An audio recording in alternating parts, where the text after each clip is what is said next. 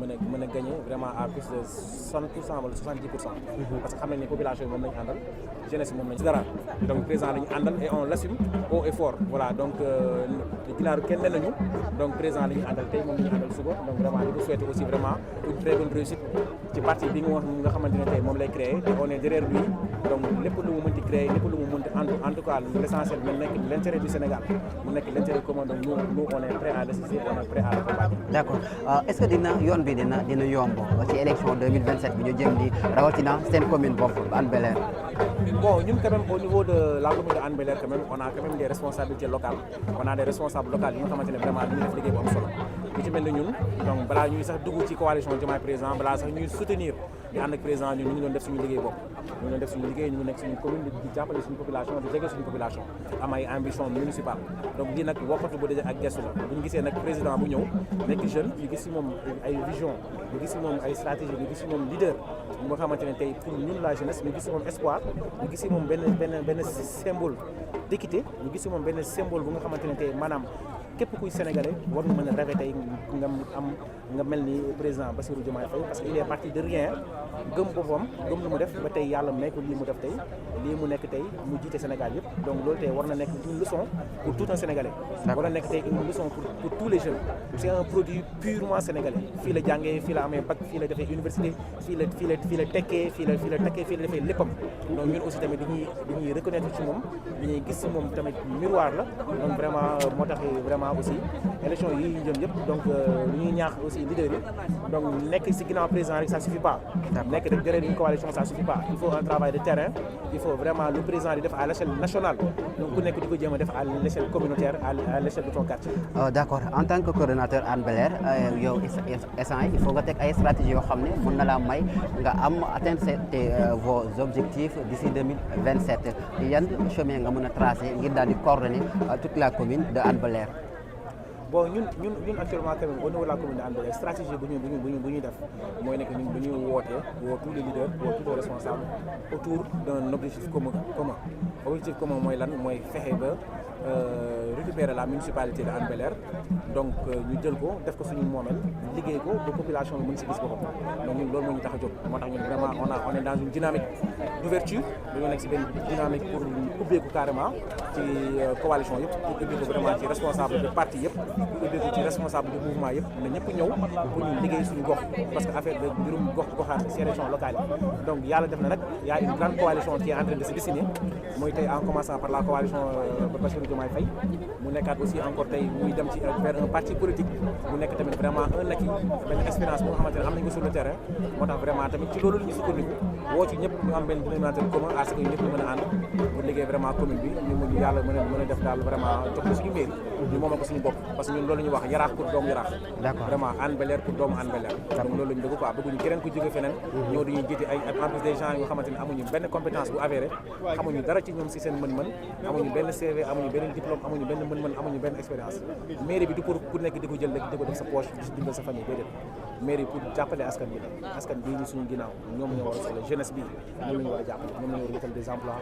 ñoom la ñu war a wutal cadre de vie bu baax ñoom la ñu war a jàppale defal leen éducation bu baax accompagner leen à ce que defal leen benn système de santé vraiment maanaam lépp lu nga xamante ne population bi soxla na ko rek ñun ci loolu la ñuy def. D'accord ñu résume en français vous êtes là en tant que membre ou bien sympathisant ou bien militant dans cette nouvelle partie du président Bassirou Diomaye Faye quelle est votre motivation par rapport à cela? Bon déjà je me présente c'est Alassane Bocar Thiam donc président du mouvement Doomu Yaraax qui est une entité politique qui agit au niveau de la commune de Hann Bel-Air. Donc en même temps aussi je suis le coordonnateur de la commune de Hann Bel-Air de la coalition Diomaye Président. Donc nous sommes venus soutenir le président aujourd'hui pour la création de ce nouveau parti qui est un parti aujourd'hui avec vraiment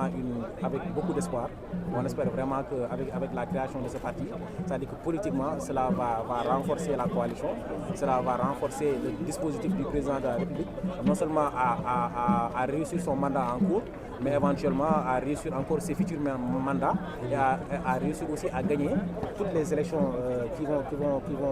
qui vont se dessiner dans l'avenir, que ce soit les élections locales, que ce soit les élections législatives. Donc notre principale motivation, pourquoi on est avec le président, parce qu'on voit en lui un leader qui est jeune, on voit en lui un visionnaire et on se reconnaît à lui. C'est parce que c'est un produit purement sénégalais, qui est né au Sénégal, qui a étudié au Sénégal, qui a grandi au Sénégal, qui a réussi au Sénégal et qui croit à la patrie. Donc voici aujourd'hui quelques symboles qui nous unit. Donc c'est pourquoi nous, on se reconnaît vraiment sur la vision du président et on est prêt à l'aider, on est prêt à l'accompagner et on l'affirme et nous en sommes vraiment fiers. Hein. C'est quelque chose qu'on brandit haut la main. Donc on lui souhaite vraiment une très belle réussite dans tous les projets qu'il va entamer. Et puis qu'il sache qu'il y a toujours les jeunes conscients qui sont derrière lui et qui sont prêts à l'accompagner avec vraiment toute une communauté de jeunes, de femmes, d'adultes qui sont là, qui sont prêts à l'accompagner. D'accord. En tant que coordonnateur de la commune Hann Bel-Air, quelles sont vos stratégies que vous pouvez mener pour atteindre votre objectif, notamment les élections locales de 2027?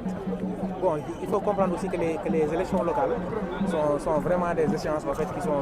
sont destinées aux communes. Donc raison pour laquelle en fait, il faut un leadership qui est vraiment local. Donc il faut que déjà